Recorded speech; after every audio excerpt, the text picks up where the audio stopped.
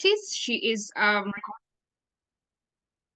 sorry about that. So practice, she is a mental health clinician, a behavioral therapy, and well-being coach. So expertise, she has expertise in psychotherapy, treatment of substance abuse, and psychoeducation and training on how complex trauma impacts the connection and well-being of individuals, families, and organizations. In case you're wondering, where does Irene work? So Irene is and founder of CAfRIC International, and her vision, a community where people are aware and actively engage in creating safe spaces that promote connection and where each person can maximize their full potential. So in case you have been wondering, who is this Irene that I've been seeing on maybe the poster or maybe I've had? So this is about Irene. And next, I would like to welcome Annie to introduce our speaker. Annie, I don't know if you can be able to hear me. Okay. Welcome everybody for this meeting. We are hoping to give you the best and to be able to answer some of the questions that you will be having at the back of your minds. Our Lulu has already introduced our speaker to us, Irene. Some of you may have heard her, others may not. Irene, you're welcome. You can start us off. Let's go. Thank you. Thank you, Annie and Lulu, and good evening, everyone who is joining us online. It is good to meet all of you. I can see on the screen as names are emerging. There are some names I recognize. So I think most of you, we have interacted in one way or another. So thank you for that introduction, Lulu and Annie. And if I can, let me see if I'm able to click on my screen and proceed. Not sure why it is stuck. Any of you? I'm sure. Okay. All right. Here we are.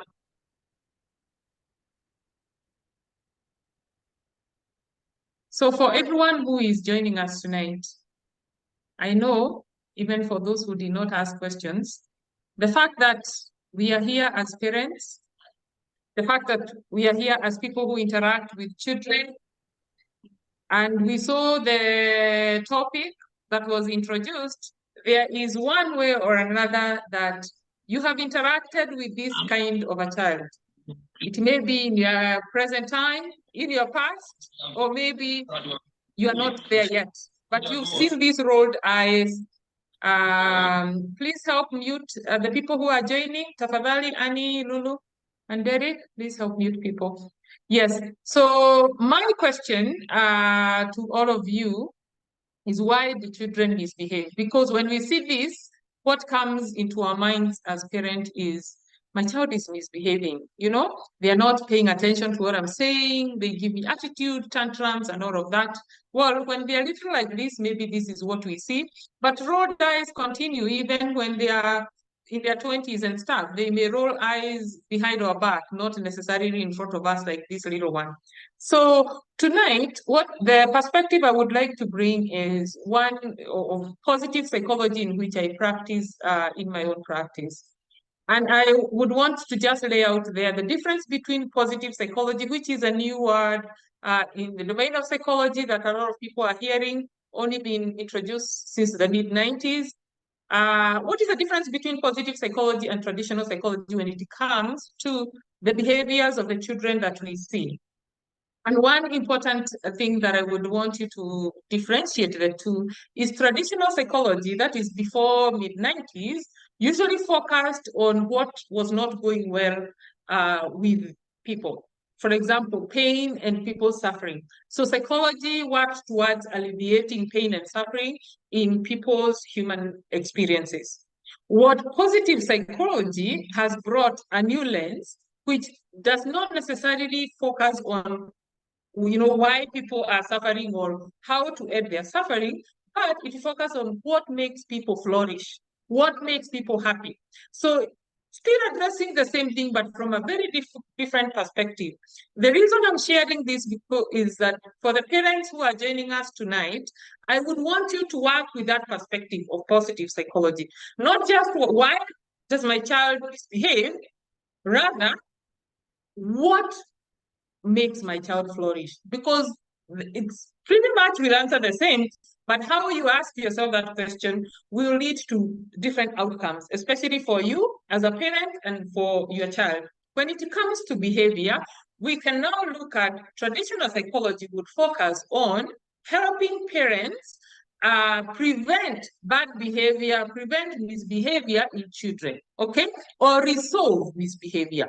While positive psychology and the approach that I'm going to share tonight, the focus of that is to help parents work with the things in their child, the tools in their hands that actually allow their child to flourish. Because if your child is flourishing, if your child is happy, if your child is connected to you, then you do not see all the other misbehaviors. And when those misbehaviors are demonstrated, perhaps children are using more their words, they are also showing us in other healthier ways what their needs are. So I just wanted to lay that out there. So why do children misbehave? We know as a fact that misbehavior for children, it is a way for them to communicate what they cannot say in words. This little one who is rolling eyes and is mad and throwing a tantrum, it may be just that mom or dad said, you know what, it is time to go to bed, I'm going to turn off the TV. But what does the child do? Right? A lot of the time they don't say words. So there is a lot that is going on in that child's emotions that they are not able to say out in words. One, because your mom and dad, and you're stronger and bigger than me, so you can pick me up. You can take the remote and turn the TV off, or you can literally pick me up and put me in bed. So I'm not going to say things that are going to make you do that. I'm going to act out how I am feeling on the inside. So that is why the misbehavior in children should be an indication to you that my child is trying to communicate to me. They do not have the words for what they are feeling, so they're acting it out. It's like playing the game of charades, right? We are not supposed to talk. We play that game by acting. You know, we are showing people gestures and they're supposed to guess what is it that we are trying to communicate. That is the same as misbehavior. But now when we come to positive psychology, children misbehave for three things, and I call them the ABC of misbehavior. And if you are joining us tonight for the first time, I want you to just have some writing pad or, you know, something on your phone notes or something that you can take some notes, because a lot of these concepts, you just see the ABC there. I like to use the short forms of communicating so that people can remember, so that when I'm explaining, you can take a few notes for yourself to remember. So the ABC of misbehavior, a child is often misbehaving because they need attention, okay? And that is not a bad thing. Children should need attention. Except when children need attention from us, when we are frustrated, when we are angry, when we are exhausted, when we don't have time, we are rushing to do things, we get frustrated. But is it bad for a child to need attention from their parent? Absolutely not. So attention is one thing that kids will misbehave, because even negative attention is better than no attention at all. Note that. The other one is belonging. Kids will misbehave, especially with parents, when their sense of belonging is threatened. And how can I explain this? Especially when you have one or more children in your hands or in your home. What happens if I can notice my brother is getting these accolades or this applause or this attention because maybe they are doing well at school, they are better at their chores, they are faster in finishing their food and all of that, what happens, I am already starting to compare myself and I'm feeling like, oh, I don't belong, okay? And because I don't belong, I will do something. I will kick my plate across the dining table, I'll spill my food, I'll do whatever it takes to also make myself part of this family, okay? That's belonging. And the other one is control. Kids also misbehave when they need control or when they feel out of control. Two things. When they need control, you know what that is. Either your child needs autonomy, they need a level of independence, and they're not able to say that in words, so they will act it out.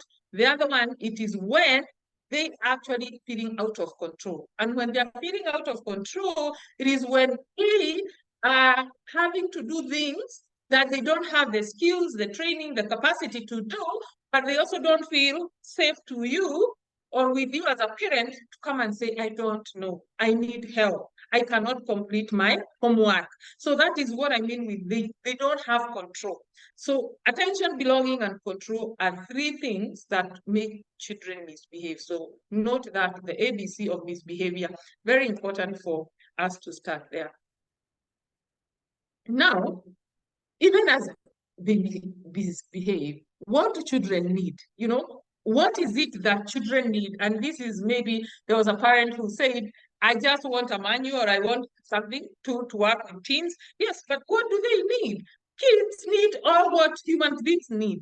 They do not need anything different from what we need. And that is to feel seen, to feel heard, and to feel understood. That is what kids need.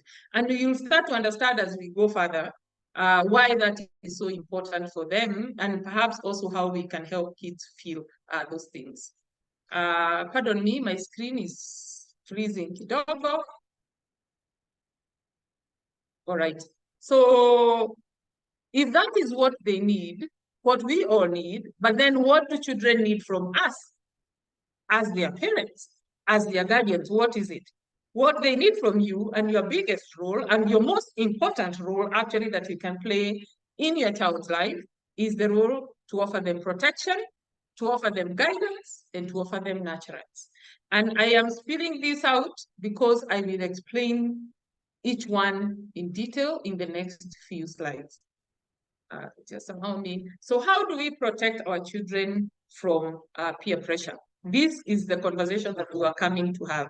I just wanted to spill that out there as the foundation of this conversation. How do we protect them?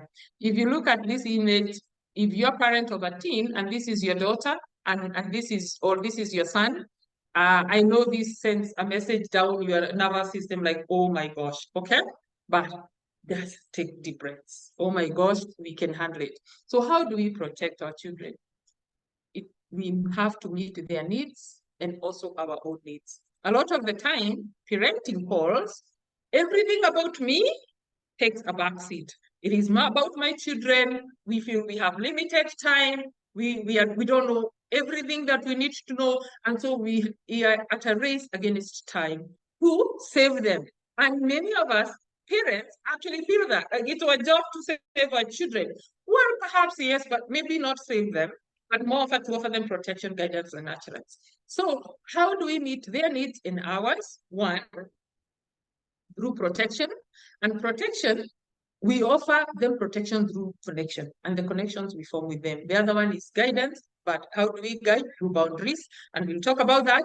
The other one is through nurturance, and how do we nurture our children? Through training, and we'll see how do we train. And the last one, taking care of our own needs, is through self-awareness. We need to develop our own self-awareness so that we can identify areas in ourselves or parts of ourselves that our kids' behavior trigger us. So one by one of these points, how do we give our children protection? Through connection. What is this that we call connection? I like this image, and if you've attended my other classes in the past or even the Drive program, you may have seen these, the 6 A's of positive parenting. I want to share this model because I find it so fascinating.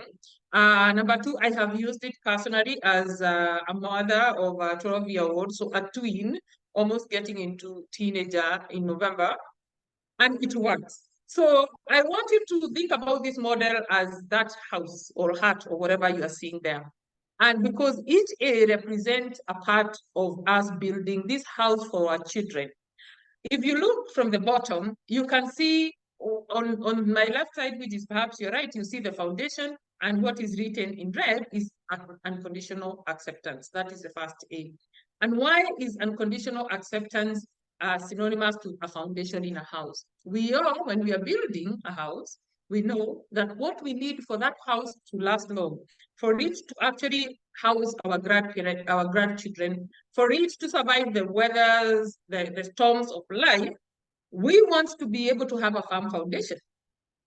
When we are told by architects, structural engineers, and everybody else, we need this and this and this to build your house, a firm foundation for this house before it goes up, most of us don't negotiate. Most of us don't argue. We say, I know. We know the importance. And that is the importance of unconditional acceptance when it comes to how your child feels about relating with you or how you see them as their parent. So unconditional acceptance is the foundation that you are going to lay before you build this child that we are seeing now as a team. That should have already happened. That should have started.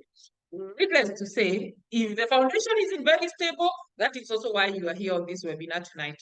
And you're going to make sure that you put reinforcements where they were missed so that that foundation becomes strong.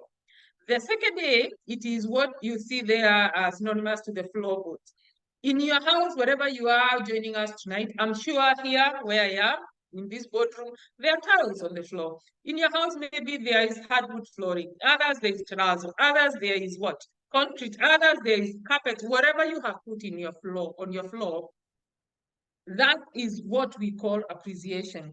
And appreciation for our children is so important because just like we choose to put different flooring on our houses, each child will require to be appreciated in the way that they consider appreciation themselves, okay? So the fact that it is cold, it is July in Kenya and it's so cold, we all put carpet on our house, we cannot do that with our children. You're going to have your son whose love language is this, you're going to have your daughter whose love language is this. What we make mistakes as parents, we appreciate our children based on how we like to be appreciated. And a lot of the time we think we are doing a good job because we are feeling positive emotions when we are doing that. But then our kid is thinking, what is wrong with this one? I don't want to be called Manika Baba or good boy and all of those affirmations. Me, I just want you to do what you keep saying you'll do, right? That is floorboards for appreciation. Then the third one is the walls. If you imagine the walls of a house, imagine you're in a house and there's no furniture in the house, you're there, you're not feeling very confident, you're feeling maybe a bit dizzy, a bit weak, you feel, I need some support. If there's no furniture, perhaps you won't go to the window to lean there or the door. You are going to look for a firm support that you are sure it can support you. And that is what we call affection. Affection from a parent is synonymous to the walls of a house where your child, when they are feeling scared, they are feeling a bit weak, emotionally, physically, they come to lean on. They come to lean on you for support. You become their support. And we are sure if we are leaning on any one of the four walls in our room, we know that the house is not going to fall down. So you cannot be the parent who, when child comes for support, maybe they are emotionally upset, maybe they were bullied at school, and you fall, you are weaker than them, you are going to be a wall of a house that cannot support the house, the roof of the house. So it is important that we are firm, that we offer that support whenever they need us, and kids know, as long as I go to mom and dad, it is the wall of this house, okay? It is not going to shift, it's not going to move, it is going to support me for as long as I need that, okay? The fourth one is the windows, you can see, and the windows represent the fourth A for availability, okay? And the windows, you can imagine being in a house where there are no windows. You cannot see outside, you don't know whether it's raining, it's sunny, you don't know whether it's dark or it's daytime. So the windows represent your availability. That is where, when kids aren't sure, they come and check, okay? When kids require to feel a sense of belonging, they require to be seen.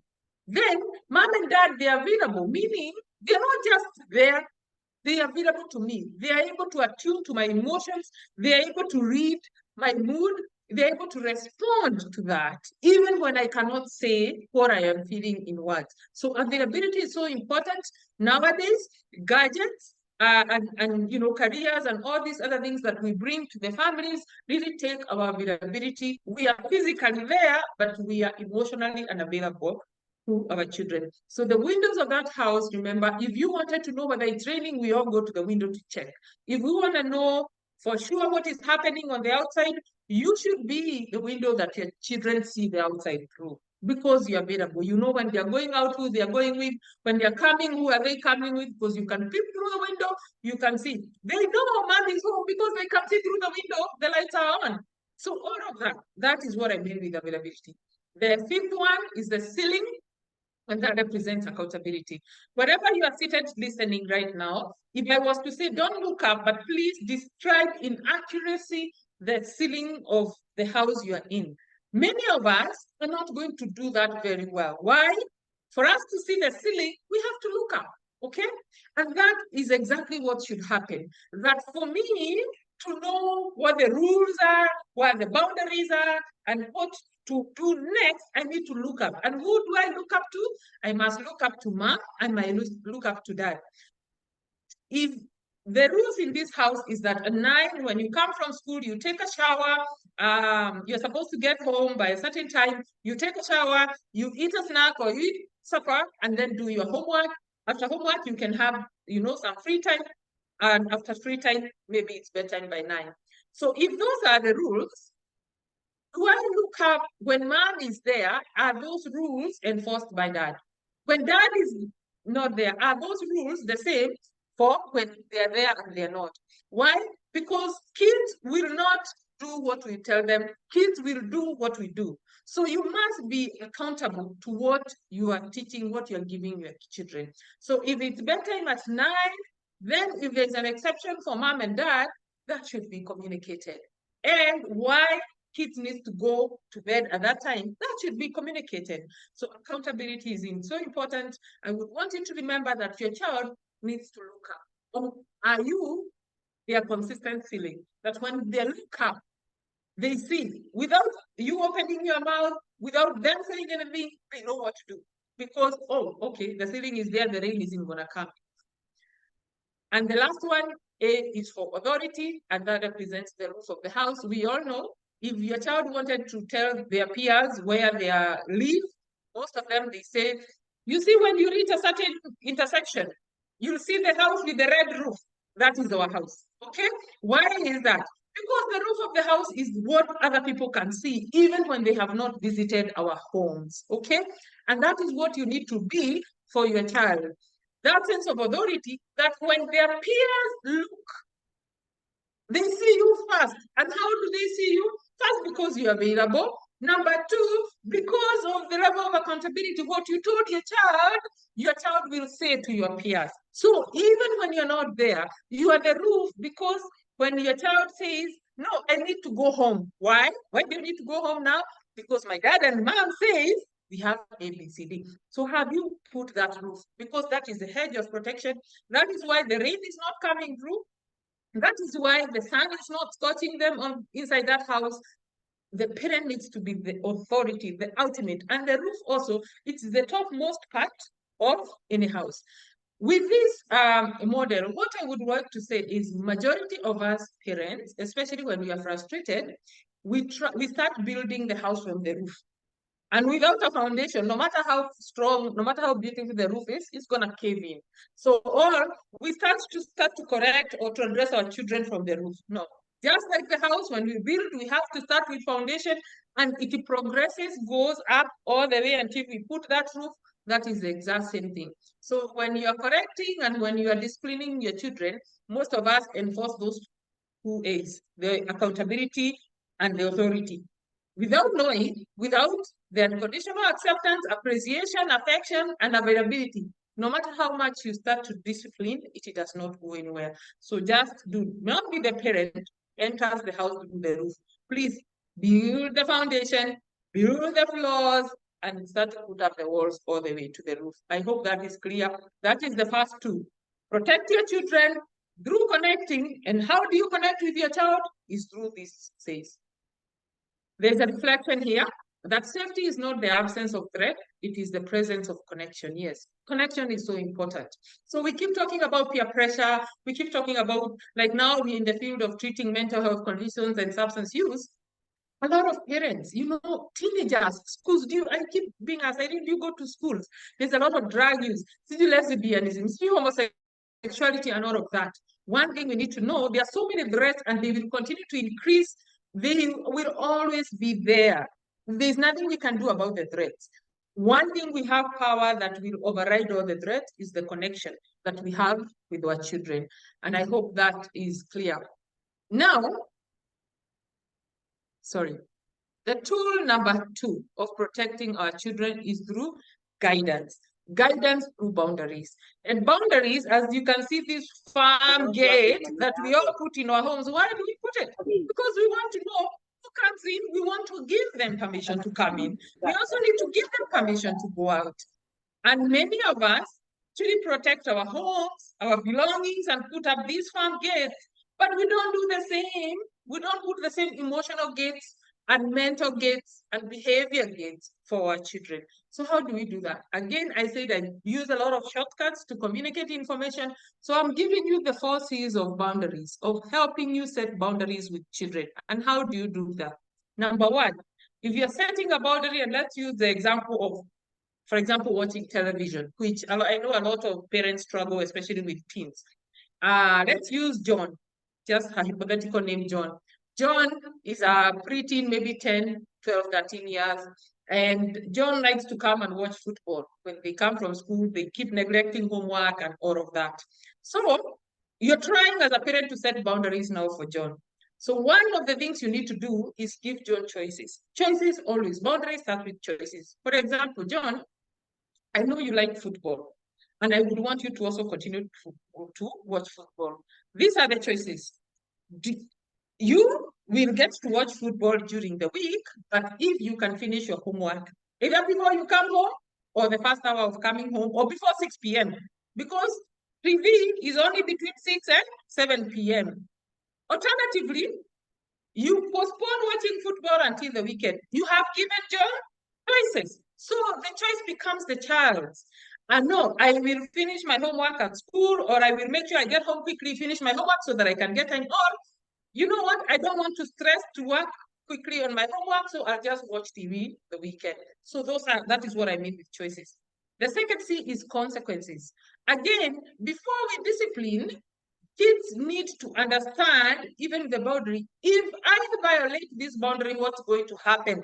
That needs to be communicated ahead of time before they misbehave. And how do we communicate? So, John, if we catch you watching television before homework is done, this is what's going to happen.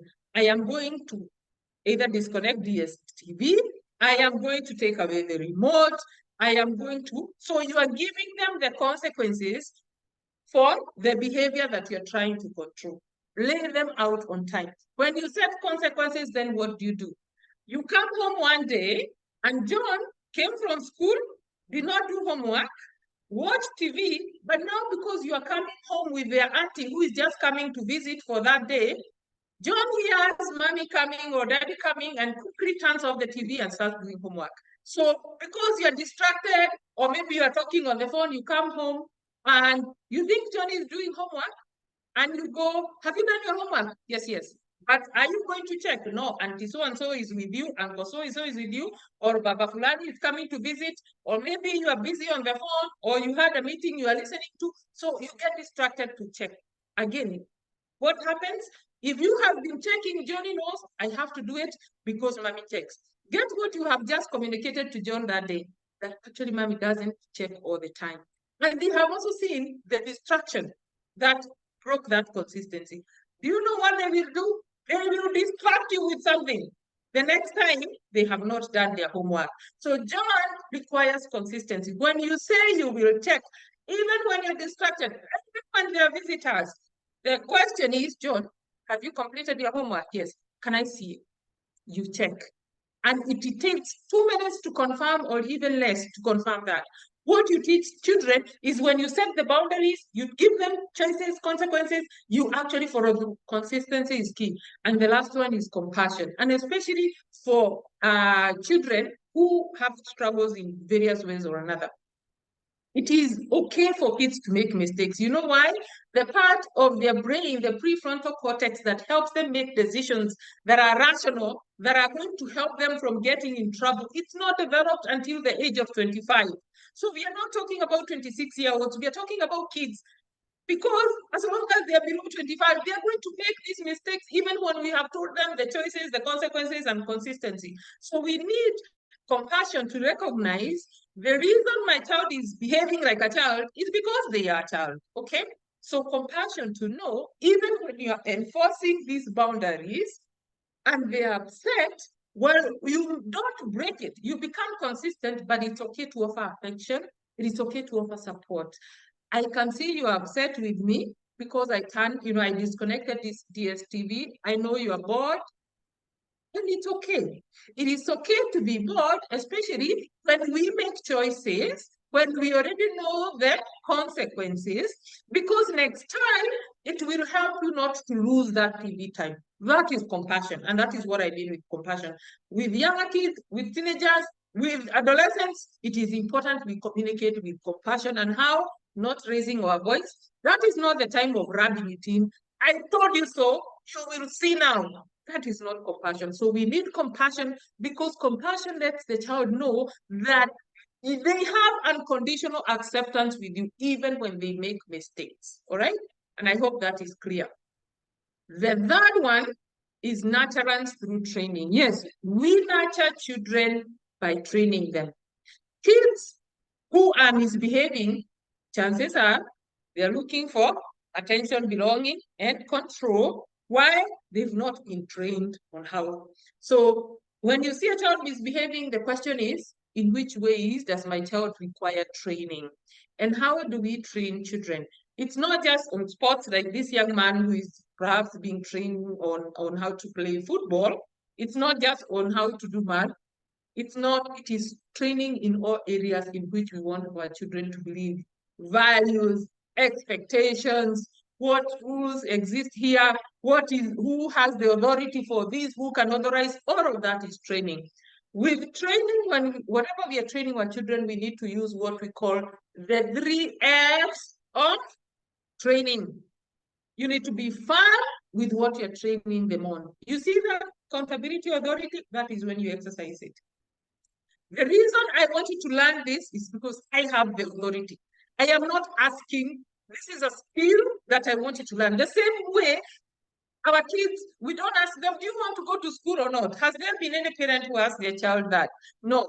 So it is the same. Whether it is making their bed, making ugali at home, taking care of whatever we are training them, we need to be firm that it's not a negotiation, that there's a difference. It's not a negotiation. Be firm. Number 2, be fair. And how are you fair? You need to look at your child's strengths. You also need to look at your child's preferences also, so that you're not pushing things that they are so disinterested in. Their personality matters. So being fair based on their abilities, their competencies, their talents and gifts and their interests is very important. So that even as we are training, we also get the motivation from them to get engaged. And the last F is be friendly. Again, with training, we need to be able to get feedback. How am I doing? You got me a tutor, I am in class 8 now, I improved Kiswahili or math or whatever.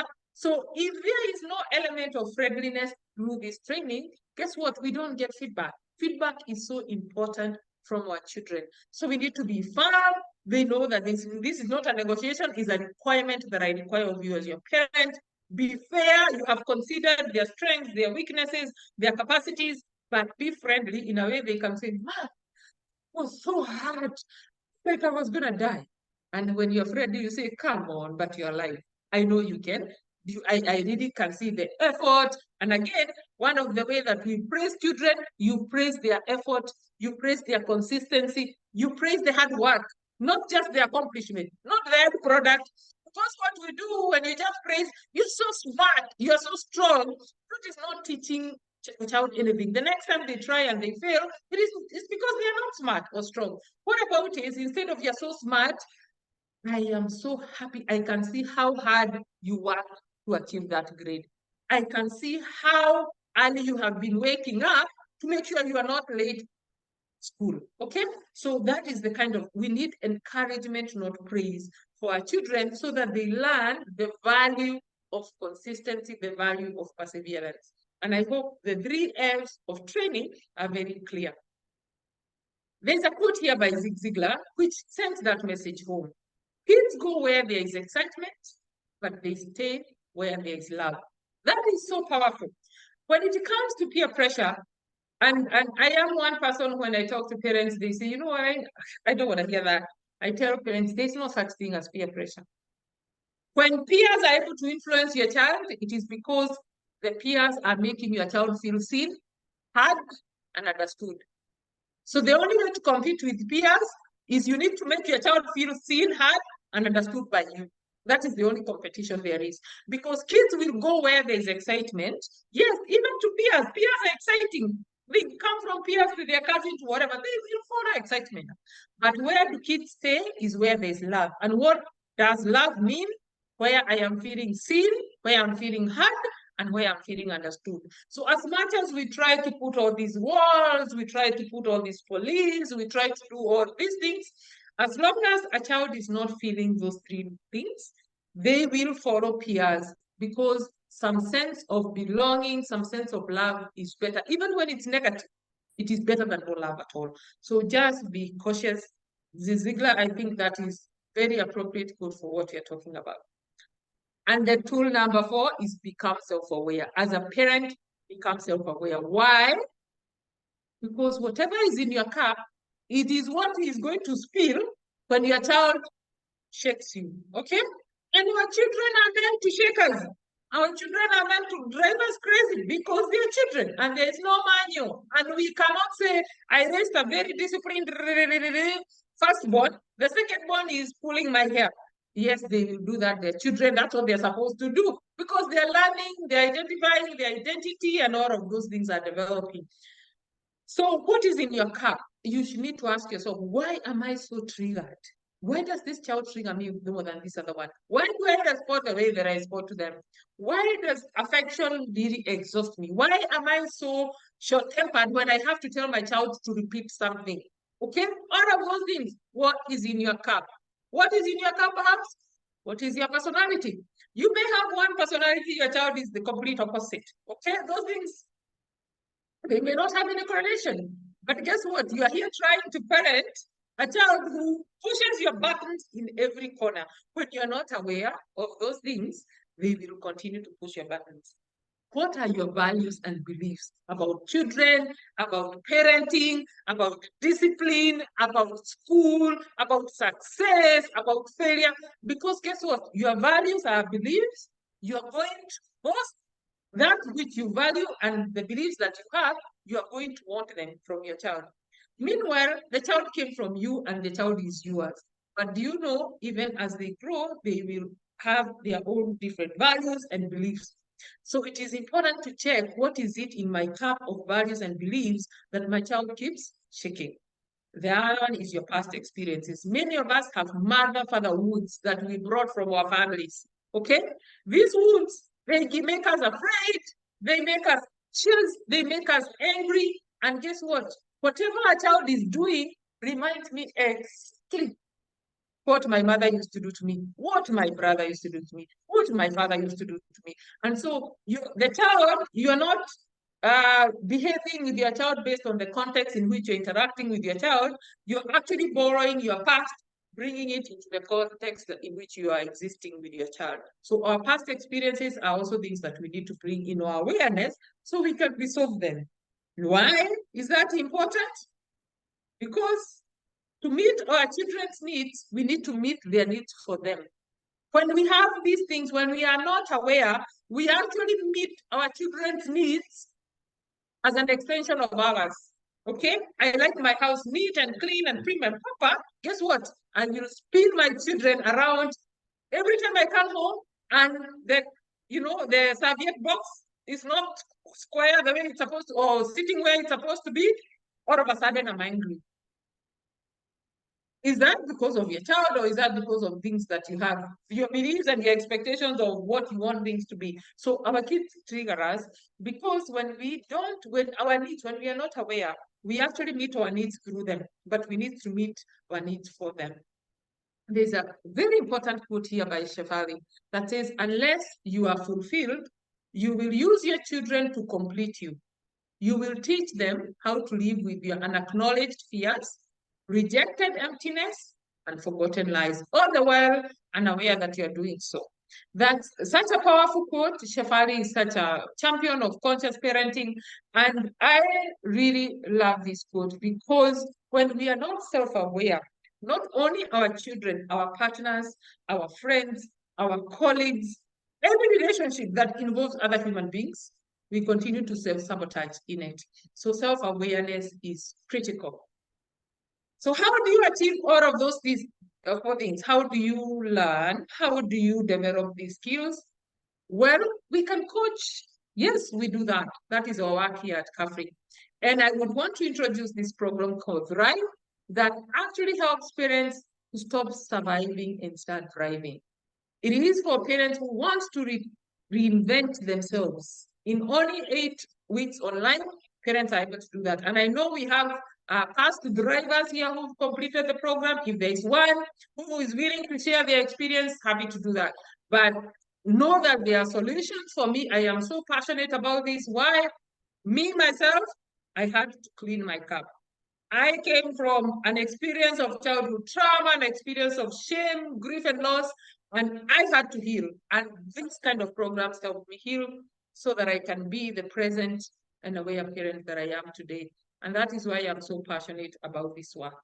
So I hope that people know that there are solutions. Take home today, remember, until you make the unconscious conscious, it will direct your life and you will call it fate. And many of us, we have this fate that our child will only behave better if they stop hanging out with Evans, they stop hanging out with Anne, they stop hanging out with their boyfriend. Their peers are the problem. The peers are not the problem. The peers are solving the needs of your child that your child is not having met at home. And it is as simple as that. If those needs are met at home, your child actually will influence their peers positively because I've already feel seen, heard, and understood at home. Guess what? I know how to make my friends feel seen, heard, and understood. And so when my friends are upset, when they are planning to start smoking, when they have a boyfriend, when they're starting to unsafe sexual practices, guess who? Me as their friend, because I make them feel valued, supported, and cared for, it is me who they will tell.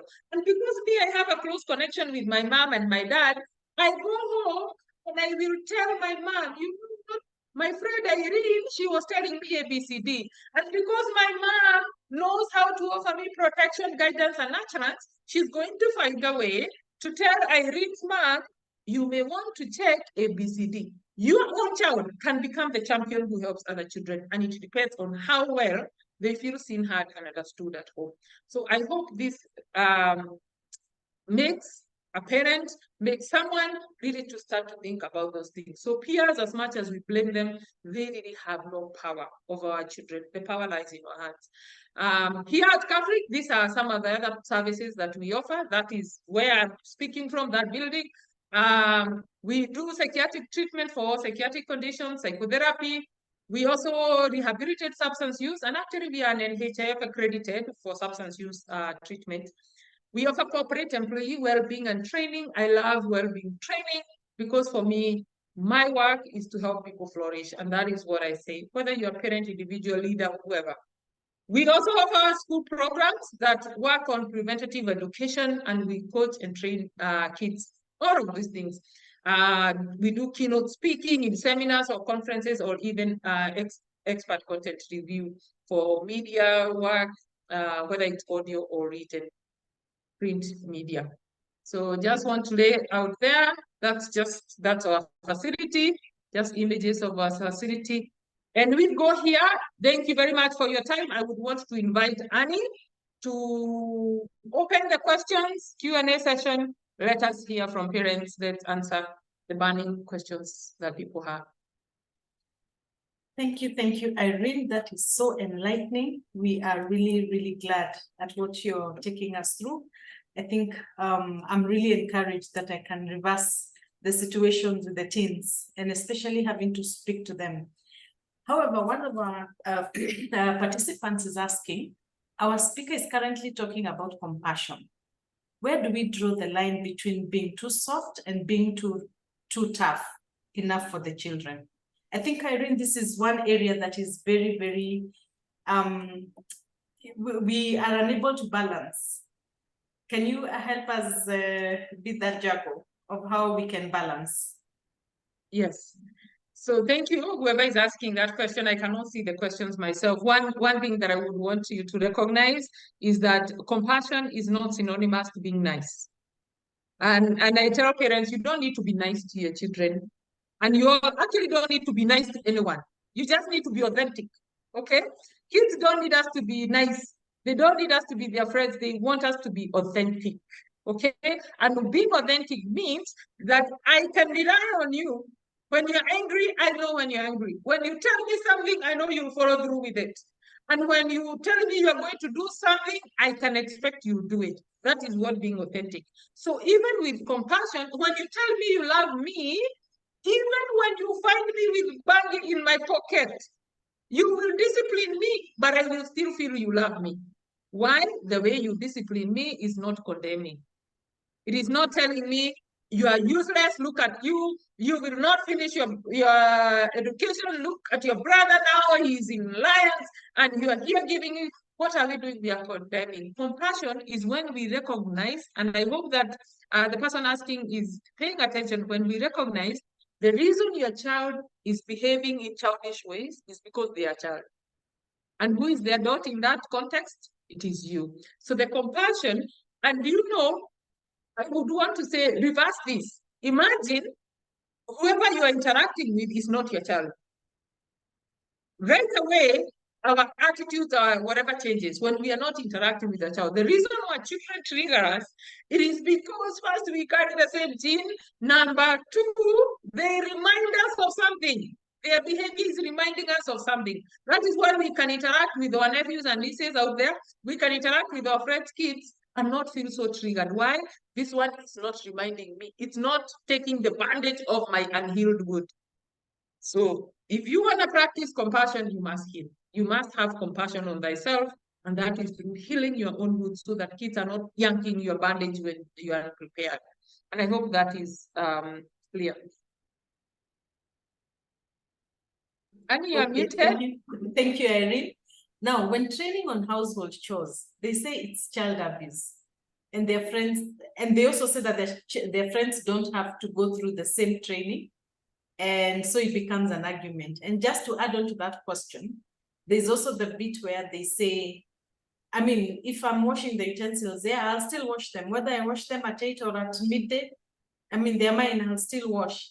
So how do you get them to understand that it's my house, I want everything clean by 8 o'clock, not the time you want them to clean. They could bundle them somewhere for up to 12 hours, as long as when they sit down to clean, they will clean them.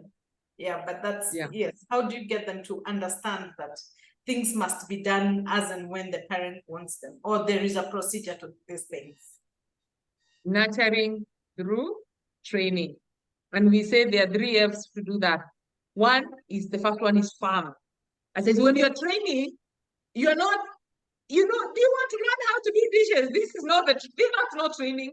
Training is, I want dishes done, and this is how dishes, if you want dishes to be, the first step is with soap, the next one is with warm water, then the last one is with cold water. That is what you're training. There is no negotiation. There is no YouTube introduction on how dishes are done in Akina Stacy's house. This is my house. And that is why I walk parents through that model of 6 A's of positive parenting, where parents need to know when you are training, you are on the roof. You are the roof of that child. So you are setting the rules, you're setting the parameters, you are farmer. This is the training. I'm not asking for your opinion. I'm not asking what your friends do or they don't. This is what I need done. And when you are farm, you are also fair. For example, if your child says, Mom, I'm so tired when I come from school. Do you see, that is what I mean with fairness. Have a negotiation about now, not about whether it will be done or not, but how. If they're asking, can I wash dishes just before I go to sleep? Because for me, they'll say, I hate doing dishes. So when I do them, my mood is ruined and I can't even concentrate on my homework. Okay, you will do that. I will leave them done. If that works for you, important for us to be fair with them. But also now, we need to provide an environment where it is friendly, where we are also getting feedback. Why does your child resist so much? Doing dishes, doing things away, because the feedback you get from your children or your child can tell you where and what is in your cup. If you're insisting because your friends are coming, you want the dishes, you want to yank your daughter or your son out of bed to come do dishes at 9 a.m. because you're going to have visitors after church, guess what? Your child is perhaps right. Mom, what is in your cup? You're people pleasing too much. Do you see? So there are not that is in our cup that we actually put as baggage on our children, but what do we call them? Those are the rules in this house. So there are rules, and then there are our unhealed issues that we pull and we drag into our children. That is why I say when you provide, even when you're training that element of friendliness, it allows you to get feedback. That in Akufanya, you go to your bedroom and you're thinking to myself, what? Okay, this one can see me through me. Then we adjust. So those 3 areas, please follow them. All right. Thank you. The next question, Annie. Okay, so how do we get them to open up? You know, they are yes, no people. How do we get them to open up? Yeah. And it's not just the child, it is anyone, whether you have employees, whether you have a partner, a husband, a wife, or even a boyfriend, people will not open up when they don't feel seen, heard, and understood by you. It is as simple as that. We are social beings, yes, that is one, but also we are emotional beings. And when I don't feel safe with you, and again, let me go back to authenticity kidogo hapo. Because what happens on all of us, we have the same needs to feel seen, heard, and understood so that we can be sure this person is a safe person with me. When we don't feel those things, our need for belonging and for attachment is so powerful and so threatening into our existence that when we are little and we don't feel seen, heard, and understood by our parents, we start to compromise now our authenticity, what we need from them, so that we can belong. Because as long as I don't come and say, Mom, I need, Mom, I am not happy, Mom, my, auntie, this, our house managers, whatever so-and-so did to me, if I don't feel safe, I won't come to open up. But guess what? Now, because I want to belong, and when I am not opening up, I can see you are frustrated, I will open up, but I will give you inaccurate information. I will misrepresent how I feel. So I mask my authenticity just so I can belong, because it is more important for me to have a safe connection with my parent, whether it is authentic or not, than not to have it. So my authenticity takes a backseat, and I will give you what I know will make you okay with me. And the challenge with that is we learn that with our parents. Guess what? We go out with our peers, we ask our authenticity is the same. Our peers at school, they're saying this and that, and we don't know how to speak for ourselves. Why? I didn't learn that. I don't trust that people can be safe. They can see me, I can belong. So that ruins any relationship that the child goes through. So authenticity is key. If you are going to have them open up, you have to be a safe person. And how? Just make them feel seen, heard, and understood. You are not going to do that very well if you have your own underlying fears, the ones that Shefali is talking about. You won't do that very well. All right. The next one. Okay, how can I handle parenting and in long distance situation? I don't think there is any difference. Again, even if you look at the 6 A's of positive parenting, kids actually do not require your physical presence. When we talk about availability, it is not, well, for the younger ones that need cuddled and all of that, that can. But what kids need, they need not even two adults. And I said this, kids don't need a marriage. A marriage is between you and your partner. You agreed you are going to share this life and made commitments. Your child was not involved. Kids do not require those marriages and whatever. What kids require is an adult who is a safe person for me, can protect me, can guide me and nurture me. And what does that mean? Protection means who I can connect with. When we say guidance, who can show me what to do well and what would not do well. And nurturance, who can train me the right way to go. That is what kids need. That adult doesn't need to be married to their father or married to their mother, does not need to be living in the house they are living in. They just need to know they're emotionally connected. So can you protect being away from the child? Of 100%. Can you guide being away from the child? 100%. Can you nurture being away from the child? 100%. Because the foundation is what? Unconditional acceptance. Once your child feels unconditionally accepted by you, you will build a firm child, a strong child that will withstand the weather and the storms of life.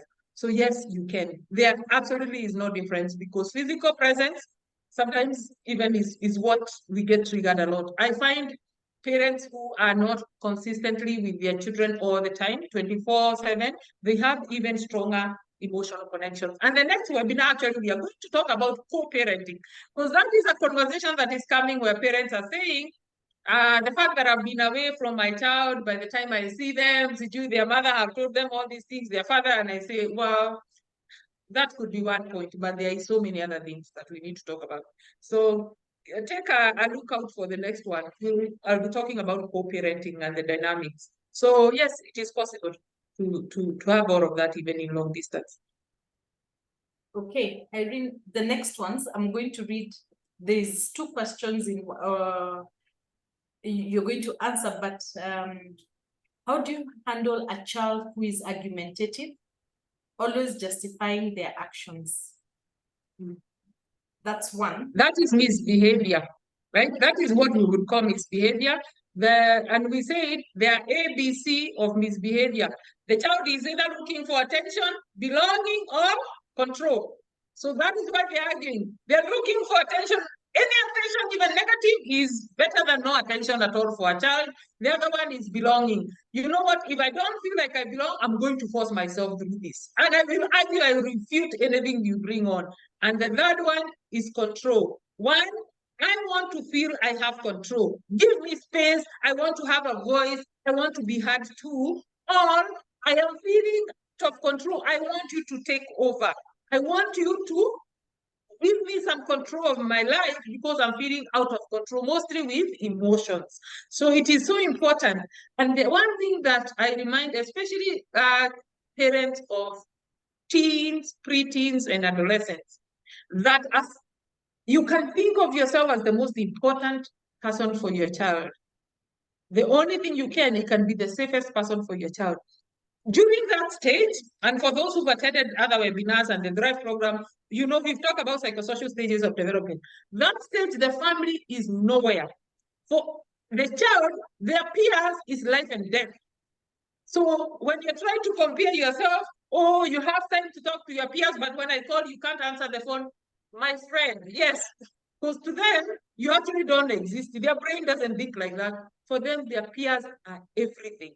One thing you can be is the same. Once you're a safe person, their peers don't know how to be safe because they're all kids. So kids will go where there is safety. So that is the competition we need to create, not the one of power struggles. We cannot win amongst peers. Okay.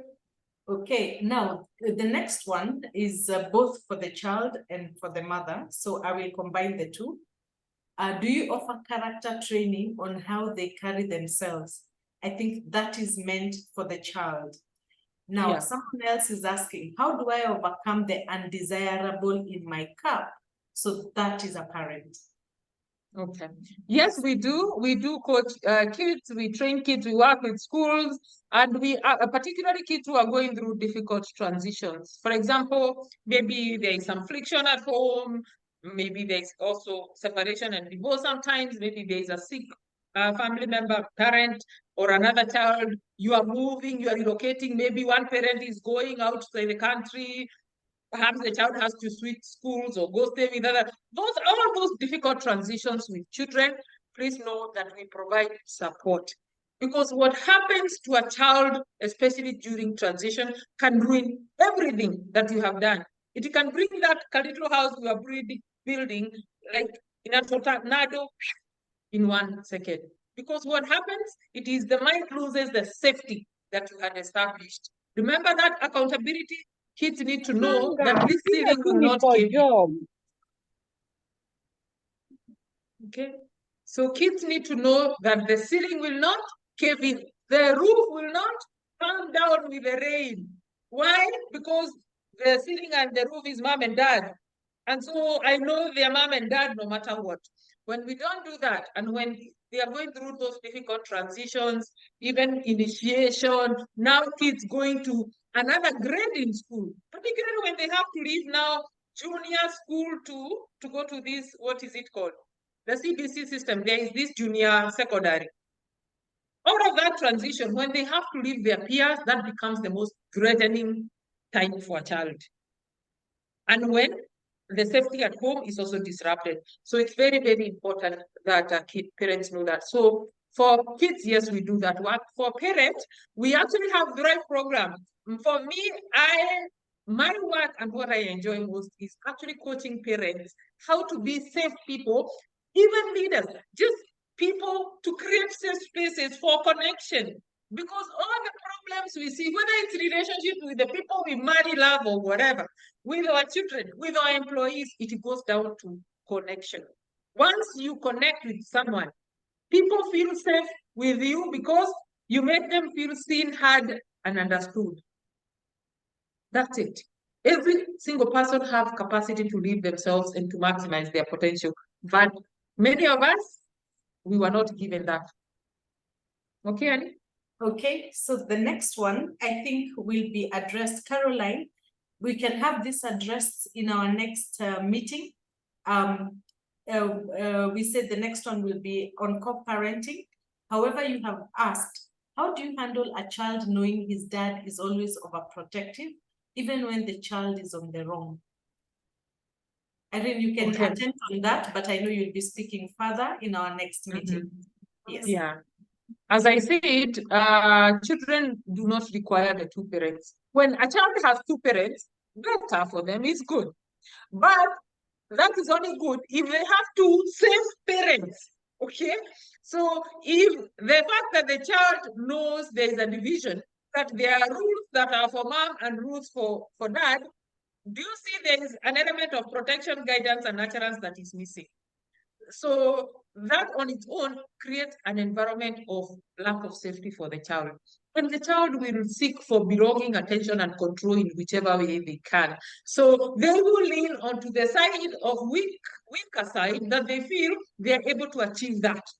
So the kids is not choosing you because they think you are better. They are not choosing dad because they think dad is nicer or has more money or is allowing me. Kids choose what they can control, where they feel they can belong, they can force it if they have to, and where they feel they get attention consistently, even if it's negative. So that is what we need to understand. That it's not what we are doing, it's not, it's not the things we are giving them, it's not anything. Kids will do that. They manipulate, they create basic politics at home because they want attention, belonging, and control. And I'm going to go with the side that it is easier for me to achieve that. So in the long run, actually, it's a losing battle for the parent because as long as the child has a window to do that, they will continue. And that is why I said we are going to talk about co-parenting, the principles of co-parenting next time. Okay. So at least one more or two more. How do you deal with the child gap, toddler and early teen? Toddler is headstrong, teen is feeling grown up, relationship-wise, breaking. Where is the balance? Oh, so this is for the kids now. It's perhaps what we call, the kids are not. Yes, the toddler and the teen, they can't seem to match. They can't seem to relate. They can't. They shouldn't. They're kids. Developmentally, cognitively, they're in different stages. They have different needs. So for you trying to make them relate and match, you're actually denying the needs of one child.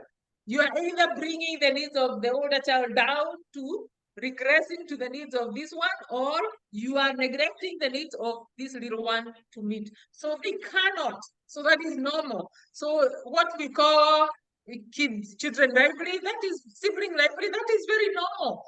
Kids are going through their developmental stages of development. And as long as they're not twins, and as long as they are also not identical twins, even identical twins, they'll have different personalities and preferences. So that is expected.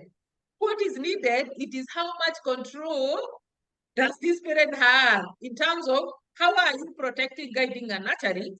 This one, because in each stage, and I would encourage whoever is asking that question, please watch out for that drive program, because the second session and the drive, we talk about psychosocial stages of development and the virtues that kids develop at that stage and how you as a parent can help them. So please consider that program, the one who is struggling with this, so that you can see what your kids need and be able to get tools and be empowered to meet those needs, because they should be met, but without the friction.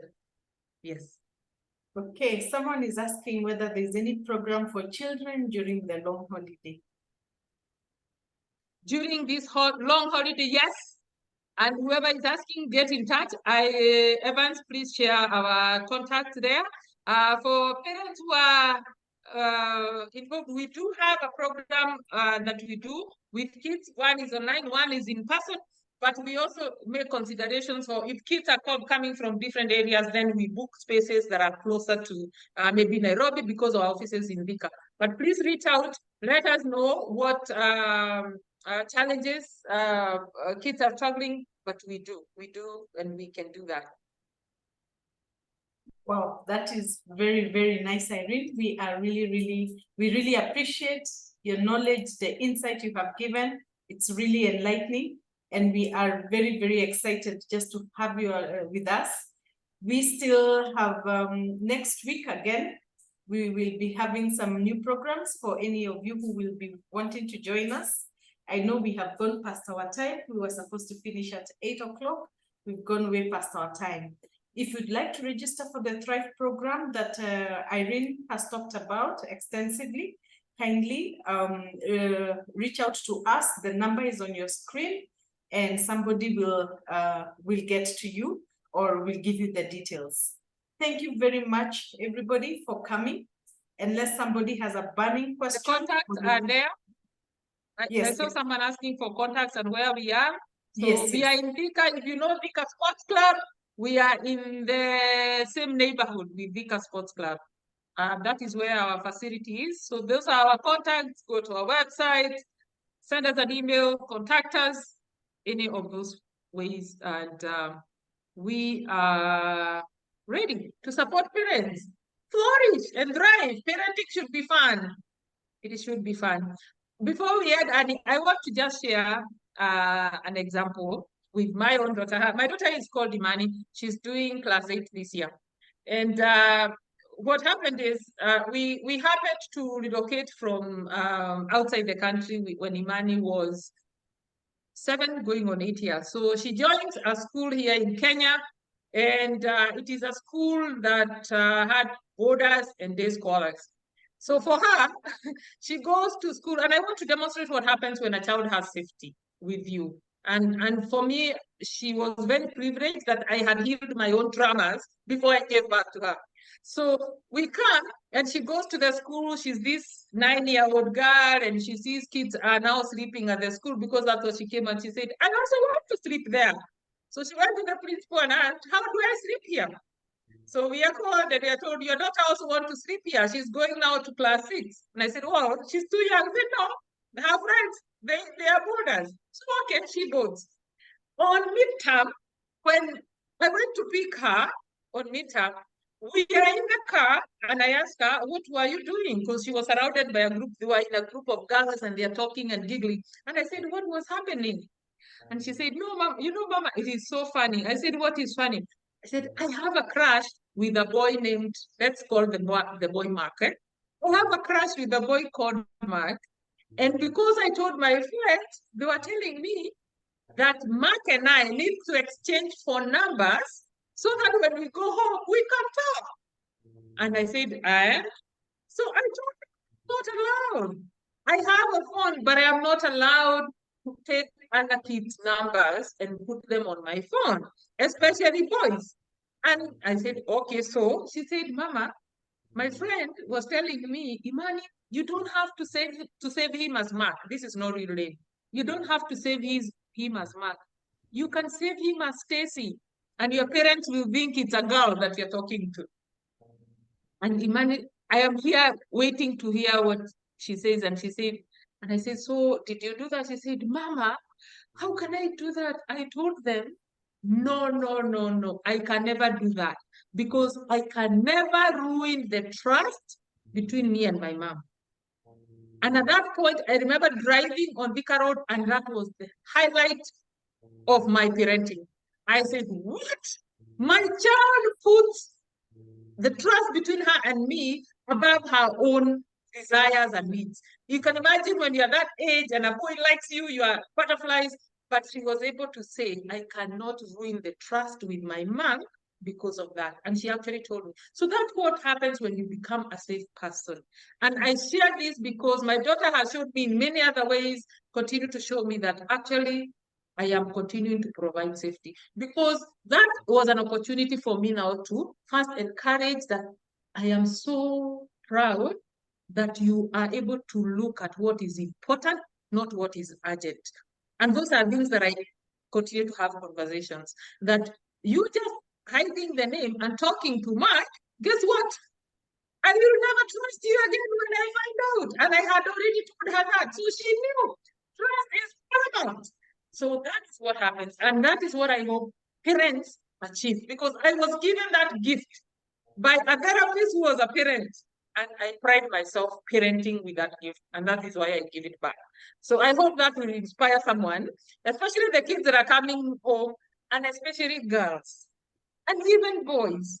We need to hear all those stories, who they have a crush on, who disappointed them, who they rejected, who rejected them. We need to be the container that holds our kids' emotions, because we need to guide them. Love is beautiful, but then there are parameters, their age, there are all these other things that kids don't know, but we miss the opportunity to train because why? You put a stoic face, all you're interested is grades, and guess what? You miss all of those things, lessons that your child can just give you for free. So I want to leave people with that and say good night. Thank you. And I look forward to seeing you, not next week, the other week, Annie. Next week, I will not be available. Okay. So the following, but I hope those people who registered, they will be able to get that, the notification. Yes. Yeah. Yes. So thank you, everyone. I hope that was helpful. I would like to hear feedback. If people are still hanging out, give us feedback. Unmute. Tell us. Did we do anything for you tonight? Annie chose this topic. So Wow. to Yeah, give wow. her feedback. It was wonderful. Excellent. Good It was job, really guys. helpful. It was That's good to great, hear. Irene. Really insightful and educative. Thank you. Thank you, Janet. Yes, we'll It was see you good. on the next one. I'm glad. Who is that? That's a dad who is saying That's that Ken. it's good. Ken Kimboy. Yes, it was so nice. I've It learned a lot. is so good to hear from a dad. Thank you. Yes. Thank you. So it was good to hang out with you. You are very well prepared. Thank you for the insights. I appreciate. You are most welcome. Most welcome.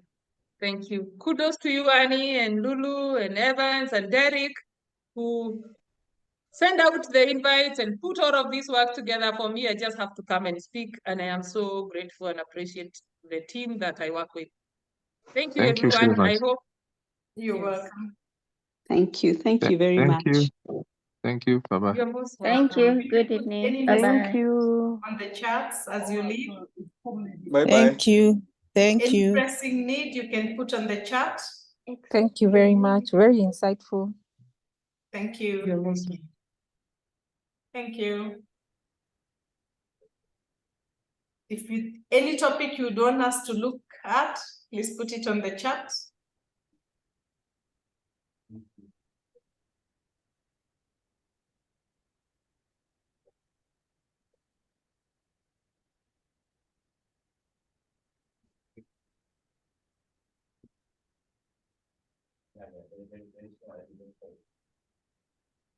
Maybe we can stop recording.